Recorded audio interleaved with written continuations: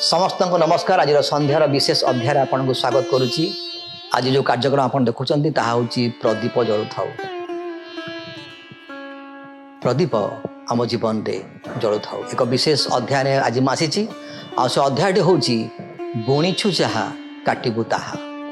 मनीष जहा बुणे ताही काटे। बुणीछु जहा काटबू ताहा समस्त एक जनाशुना प्रवाद अटे। यह प्रवादटी आम जीवन अति गुरुत्वपूर्ण एक महत्वपूर्ण शिक्षा अटे। यार अर्थ हूँ कार्य जेपरी फलाफल सेपरी। आम जेमिति काम करवा तार फलाफल से प्रकार पाइबा। कार्य गुड़िक यार परिमाण स्थिर करे। मोर प्रिय भाई भाई माने विहन शब्दर अर्थ हूँ एक विहन बुणीबा एवं अमर अर्थ हूँ विहन बढ़िबा परे फसल उपभोग करवा बा काटिबा। यार अर्थ आमे जो गछर विहन बुणु केवल समान गछर फल पाइबा। अन्य अर्थरे मनुष्य जहा करे ता पाखकु ताहा फेरी आसे। जदि आमे लोकों पाई भल काम करूँ तेबे भल विषय पुरस्कृत हो, भल विषय आम जीवन में फेरी आसे। जदि आमे अन्य मान प्रति खराब व्यवहार करूँ तेबे खराब विषय गुड़िक आम पाखकु फेरी आसे। मनुष्य जहा बुणे प्रकृत में ताही काटे। बुणीबा एपरि एक विषय जो आम अधिक आनंद करिथाउ, मात्र काटिबा आम पाई अत्यधिक कष्टकर विषय परि मन हुए। तेणु आज शीर्षक हूँ बुणीछु जहा काटबू ताहा। बाइबल गोटे अंश पढ़ा गालातिया तार 6 अध्याय 6 ରୁ 7 पद पढ़ा लिखा जाए, भ्रांत न हुओ, ईश्वरंगर विद्रूपर पात्र नुहंती। ईश्वर विद्रूपर पात्र नुहंती, कारण मनुष्य जहा बुणे ताही काटिब।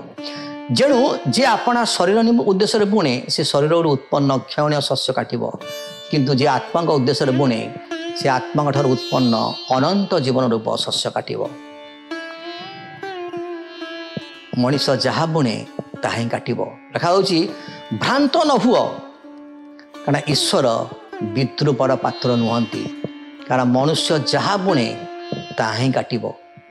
जेणु जे अपना शरीर उद्देश्य बुणे से शरीर उत्पन्न क्षणीय शस्य काटिब, किंतु जे आत्मा उद्देश्य बुणे से आत्मा ठार उत्पन्न अनंत जीवन रूप शस्य काटिब।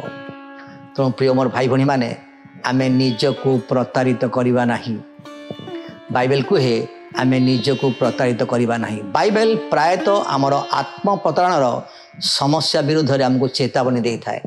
आमर गर्व, आमर आत्मनिर्भरशीलता किंबा शैतान प्रतारणाकारी उपकरण माध्यम रे आमे ए प्रकार विहन बुणी पारू बा विहन बुणीबार संभावना थाए, किंतु एक भिन्न फल उत्पादन करी भाबिबारे भ्रांत होई परिबा।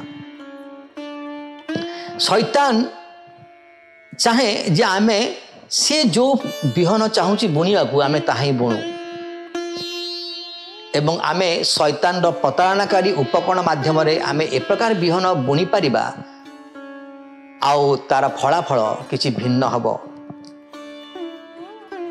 प्रकृतिर नियम एवं ईश्वरंकर नियम आमको एपरी मूर्ख धारणा विरुद्ध रे चेतावनी दिए मोर प्रिय भाई भणी माने।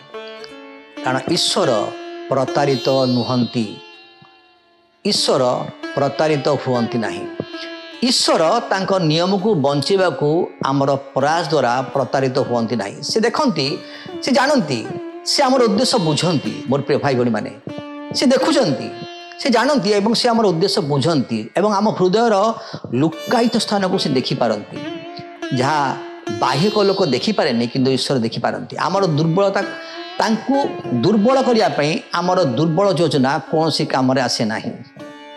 ईश्वर को दुर्बल करने आमर दुर्बल योजना ईश्वर कौन सी कम आसे ना तेणु ईश्वर प्रतारित हुंती ना आपण जहाँ अमल करने को चाहूँगी ताहा ही बुणतु आपण जदि मक्का चाहूँगी ताले मक्का लगातु धान चाहूँगी धान लगातु आपण जदि बीन्स चाहूँगी बीन्स लगातु जदि आपण गहम चाहूँगी गहम लगातु कृषक माने यही बुझंती से माने जहाँ बुणती ताही काटती जदि आपण ईर्षा कपटता अहंकार छलना प्रतारणा गर्व एवं नाना मंद विषय बुणु जब बुणवा तेरे शेष से समस्त विषय को काटिबा कारण मनुष्य जहाँ बुणे ताही काटे जदि आम भल पाइबा को चाहूँ तो आम प्रेमर मंजी बुणवा कारण प्रेम मंजी जो बुणु आम प्रेमर फसल काटि था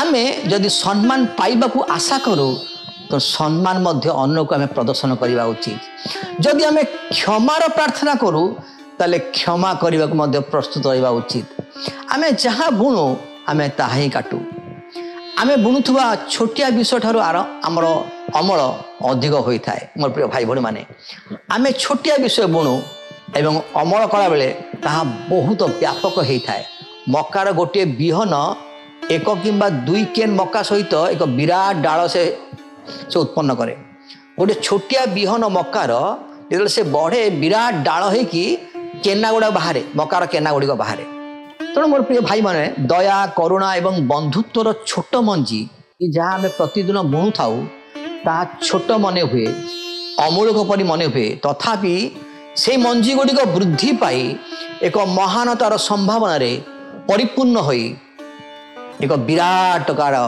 एक विराट विषय को से जन्म दिए छोटिया मंजीटीए अभिवृद्धि पाई एक महानतार संभावना रे परिपूर्ण देखा जाए आमर भल बा खराब कार्य अनुजाई आम भल बा खराब फल पाई थाउ जदि क्रिया समस्त उत्तमता उपर आधारित अटे तेबे यह केवल मंदता को दूर करिवो जदि क्रिया समस्त मंदता उपर आधारित अटे तेबे परिमाण मध्य खराब हवा लगे तेणु मनुष्य जहाँ बुणे ताही काटे तेणु मोर प्रिय भाई माने आम जो समय बुणुचु आम ध्यान दबा आम कौन बुणुचु बुणवा समय हूँ तो आमको अनेक आनंद लगे काटिबा समय आमको कष्ट लगी था तेणु बुणवा समय आम सावधान हवा जे आम कौन बुणुचु तेणु आज शीर्षक बुणीचु जहाँ काटिबु ताहा मु विश्वास करुच्ची आपण को कथा कही ये वाक्य आज आप हृदय को स्पर्श कर मनुष्य जहाँ बुणे